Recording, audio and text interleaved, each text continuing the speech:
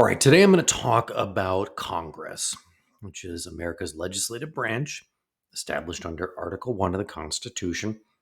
And this is going to be a very simple overview. I'm going to give you the basics, and then later on, I'll delve into more detail on some of the topics. All right, so the House of Representatives is one of the two branches of what we call the bicameral legislature. So, everything about bicycle has two wheels. A bicameral legislature has two parts to it. The House is one, and most of the times you don't call it the House of Representatives, you just call it the House. That is our 2 year serving body. This is the one that's supposed to be more representative of the nation as a whole because it turns over the entire membership every 2 years. So every 2 years, all 435, 438 if you count DC members, have to run for reelection. And they have to meet specific requirements that I'll go into in a moment. And they only serve for 2 years. So they're really always trying to run for reelection. The Senate is different. There are two senators for every state. So right now we have 50 states, which means we have 100 senators. Nice round number, at least for the moment. They serve a 6 year term. So that body was always intended to be a little bit more deliberative, a little bit more slow moving, maybe not necessarily as immediately whipsaw responsive to the people. All right. But both chambers, as we'll see throughout the year, play a really important and crucial role. Let's talk a little bit more about the differences between the two. In the House of Representatives, you only have to be 25 years old. So it's actually the youngest, with a little bit of a caveat because technically there's no requirement for a Supreme Court justice. But it's the youngest age qualification that we have, which makes sense. You only serve for 2 years. Most of us know presidents serve for 4, senators serve for 6. So if you think about it, it makes the most sense to have the lowest age requirement for the person who's going to serve the least amount of time. Then we look at the Senate. You have to be 30 years old, and you must have been a U.S. citizen for 9 years. It's 7 years for the House of Representatives, but I'm not going to lie to you. That just doesn't come up very often. The other big difference between the two, and when we get into the House later on, this becomes important. The House is led by what's called the Speaker of the House. Speaker of the House, right now, if you're watching this in 2025, is Mike Johnson, okay? Because Republicans are in control of the House of Representatives. The Senate is presided over by the Vice President, technically. Now, does the Vice President go to the Senate every day? No, they don't. They are there to cast a tie breaking vote most of the time. Most of the time, the rules in the Senate are simply dictated by whoever's in power at the time. We can call that the president pro tempore, right? Or the Senate leader, the Senate majority leader. They don't get a fancy title like they do in the House of Representatives, and they're called the Speaker. And again, I'm going to break down some of those differences a little bit later on, all right? But it's important to know that really the majority leader and the minority leader, so minority is the party that's not in power, those two in the Senate don't have as much control over the legislation that comes through the Senate as does the Speaker of the House. The Speaker of the House is essential when it comes to deciding what bills are going to be put forward, what's going to be debated, so on and so forth. So there's a real distinct difference between the roles that these two individuals will have. Third, if you count the minority leader. Really, the majority leader, their job in the Senate is to try to make sure that they get their party behind whatever the legislative agenda is of the people that are in power right now. And it might not be, a unified government. You might not have Republican or Democrat control over the presidency, the House of Representatives, and the Senate, in which case we have divided government.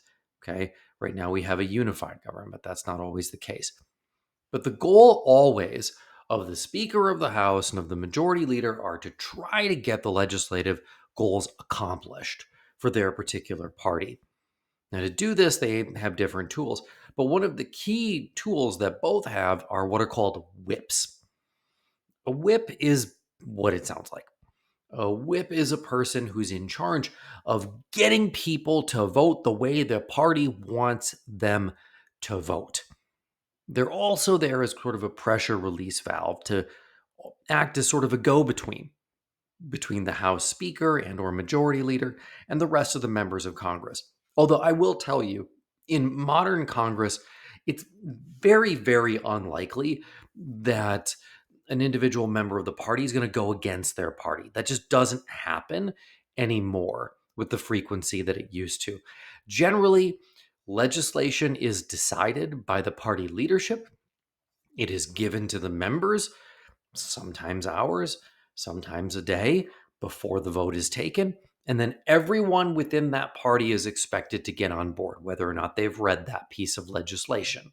And we can debate whether or not that's a good thing, but that is generally speaking how things are done today in Congress. Okay. So, what does Congress do? So, anything federal is what falls to congressional approval.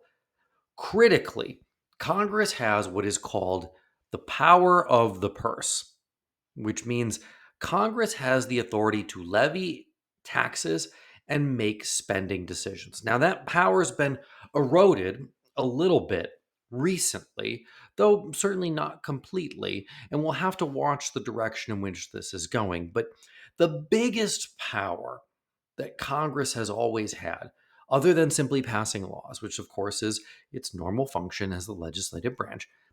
But in addition to that, its biggest goal has always been to decide issues of taxation and spending. And it's important to keep that in mind. Now, the legislative process, and again, I'm really boiling this down at this point, is important to understand in Congress because we have that bicameral system, right? So we have a House and we have a Senate. Well, both of them can pass laws. Well, what happens if they pass different laws on the same subject? Well, the president can only sign one law into action. And as a consequence, those two groups have to try to come together, the House and the Senate, and agree on a set of terms that they can send to the president that will be unified, that both the House members and all the senators can agree to, or the senators that are in power. And the way that that happens is a process that is called reconciliation.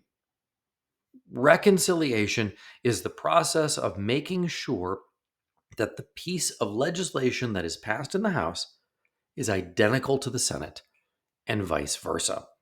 That requires a lot of negotiation, it requires a lot of work, but it's one of the most important jobs that Congress has. Now, what can and cannot Congress pass? Because, as we have talked about before, one of the main big ideas in the Constitution is this concept of limited government. That is, we have a government that can only do the things that the Constitution says that it can do. And so here's where we get into one of our debates.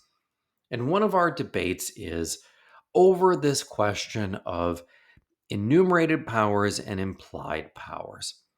So, an enumerated power or a direct power is a power that is directly stated by the Constitution. Let me give you an example.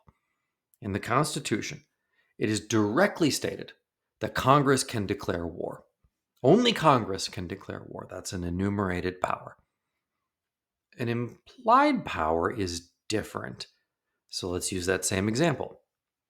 Congress can declare war, but it doesn't say anywhere in the Constitution that Congress can buy uniforms for the military.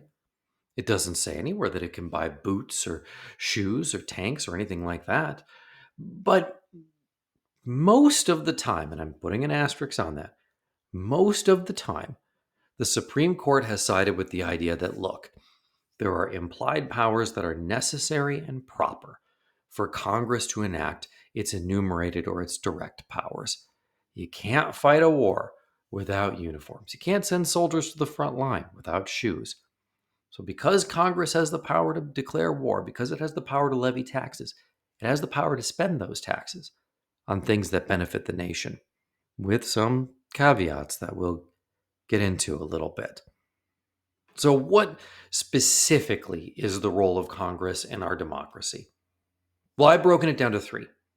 It has legislative authority. Okay, this is the legislative branch, which means it passes laws. That's its primary role. Number two, it does have an oversight function. Okay, you're going to hear about this a lot in politics nowadays.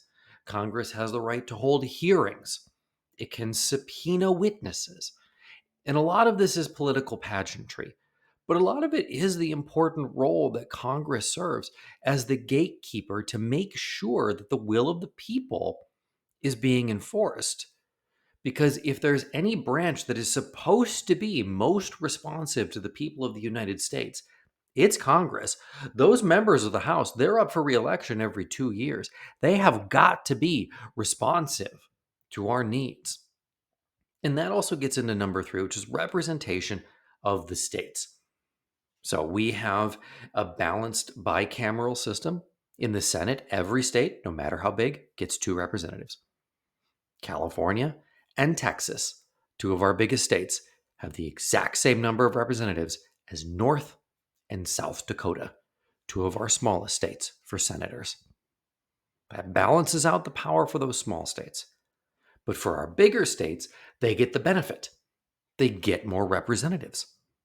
And as a consequence, we can see how different states get represented in different ways. Now, I'm going to go through this in a lot greater detail later on. And what I want you to understand is that committees, while they are still important, because before a law is passed, it's not like most of the time a senator or a representative walks down to the floor and says, I'm going to propose a new law, and then everybody just votes on it. That's not the way it works. Laws are referred to what are called committees, and there's a lot of different committees in both the House and the Senate. And in order for a law to go to the floor, that is to be passed, and to go to the president's desk for final signature, it first has to move through whatever committee it's been assigned to. That process can take a long time. And most legislation dies in committee. But I will be honest, the committee function of our Congress is not nearly as important as it once was. And I'll get into why later on, right? But it is important to remember the distinct role of Congress in all of our processes and in everything that we take for granted in our system of government. The founding fathers created Article 1, devoted entirely to the legislative branch. They thought it was the most important. And so they declared that Congress would be the will of the people. Whether or not that's still the case is something we'll talk about later on.